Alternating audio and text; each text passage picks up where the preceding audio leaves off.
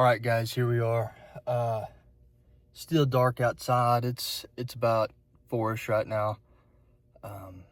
We got the rods all rigged up in the truck. Got our trusty camera on, and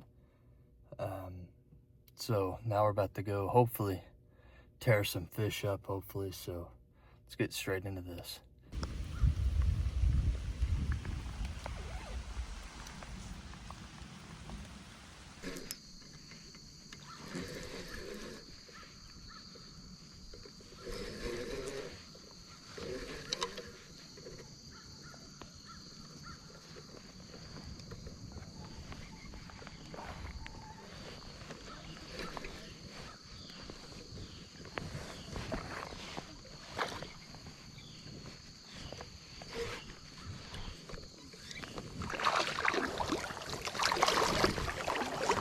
That's a good one. Wow, that's a really good one.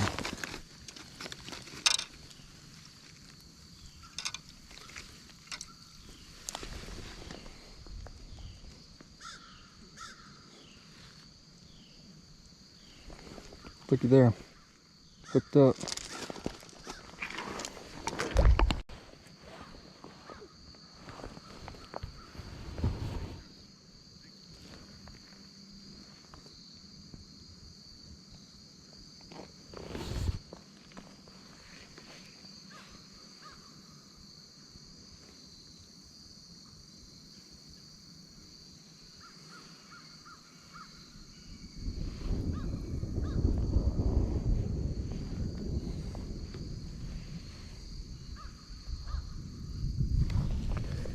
Another one.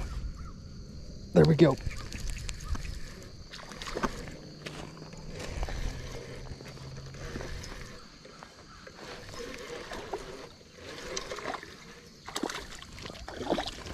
Oh, look at that one, guys. Nice brown trout. Nice brown trout. There we go. There's our second species of the day. Looks good.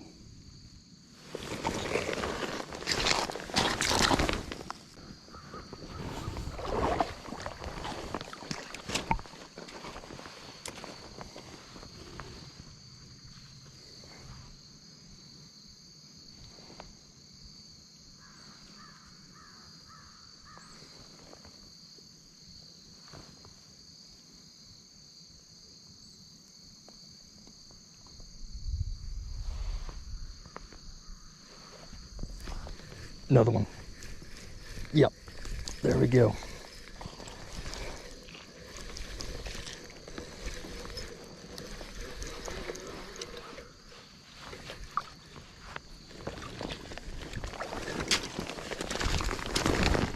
Another brown right here. Little guy, about the same size as the last one, I'd say. But you know, fish is a fish right now. It's been a tough day. This is our third fish, I caught one off camera earlier, but yeah. All right, next cast. I'm gonna go and explain real quick what I'm doing. Water's very calm, almost stagnant. I tried several different baits, and it was just really tough. There's some browns, jumping out of the water, but what I found efficient is taking basically just a trout magnet hook along with the little split shot and putting a worm on it. They're fake worms made by Gulp. I'll show the rig. I don't know before this clip or after this clip, but I'll show the rig, and y'all can see that. So, but yeah, I'm throwing it out here, letting it sit, watching my line, very slow, very slow. All right, another update. It is absolutely becoming a hurricane in Arkansas at the beaver tailwaters as we speak. I got out, everything started calming down, and then it hit like a truck. I even got out of the waders. I was like, yeah, it's time to head home. So yeah, let's get out of this weather. And I doubt the hogs are playing today, so yeah, so I'll catch y'all again soon. All right, guys, so yesterday was kind of tough. We had a storm come in, caught a couple fish. I don't know if those are in the clip yet or not, but we're at a new spot. It's the next day. Drove around. The spot I went yesterday was just absolutely packed. So I started around driving, you know, asking for people to fish on their property. Everybody told me no, but I was told to come here to pay $5 to get access to this bridge. So we got the waders on, and we're gonna start out with this rod with a little jig. So let's hope we can catch some, take some home, and eat them up for dinner tonight.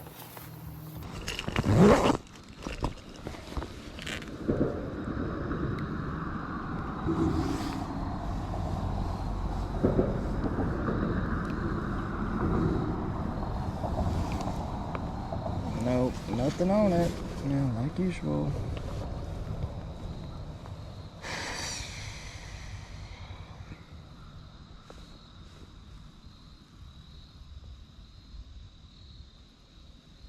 Wow, okay. We got one, guys. We got one. Wow. Wow. Y'all don't realize how long that took. Y'all have no earthly idea.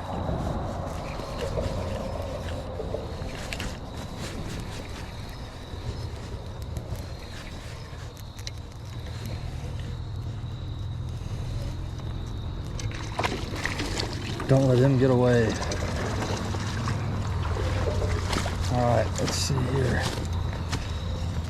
He absolutely swallowed it, guys. Absolutely swallowed it. Wow, okay, not gonna lie to y'all. I was about to give up on this. Like, I was about to go home, be mad, sit and soul up, watch some TV. But you know what? It all worked out, didn't it? It all worked out. So what we're gonna do is we're actually gonna take this one home. I gotta grab some pliers. We're gonna get him out, throw him in the bag, you know.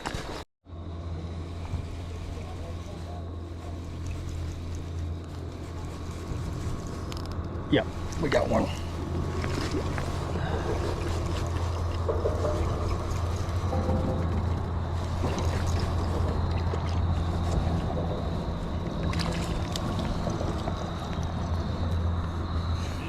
We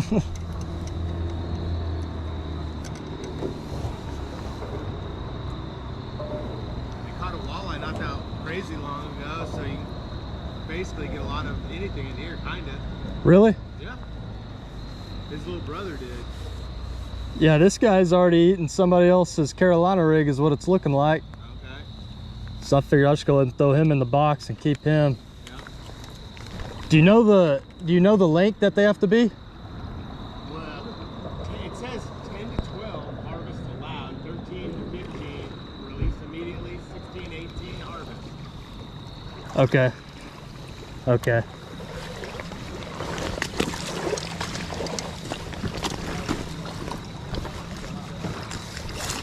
Nice guy right there. Caught this guy on the Carolina rig, and it looks like he loves himself a Carolina rig, because as we can see, there is somebody else's line along with swivel, which leads me to believe that he was caught off Carolina rig. All right, I think I just might have just had a bite, and I got one. That's a good one. That's a good one. That's a real good one. Let's get him in.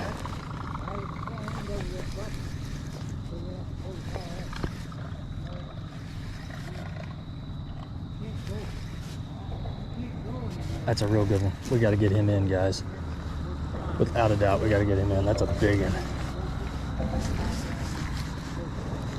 That's really, dang. It's fighting hard.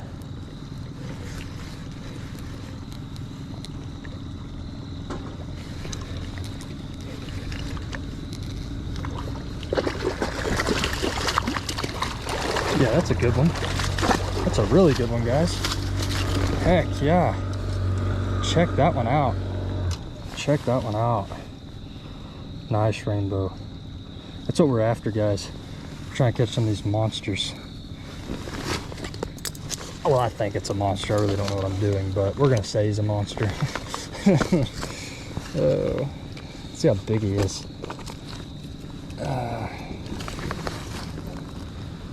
Yeah, he's 13 inches. Unfortunately, we can't.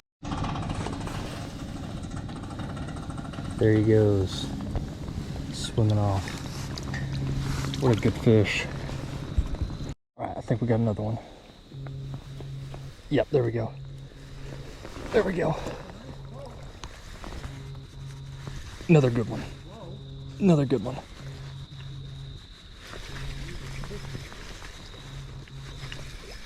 Phone's ringing. Goodness gracious.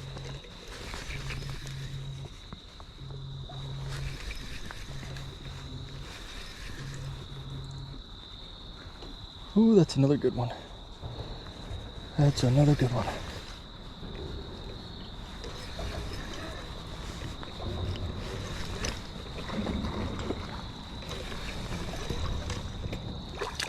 Oh, it's a big one. Yeah, that's a big one. Yeah. There we go.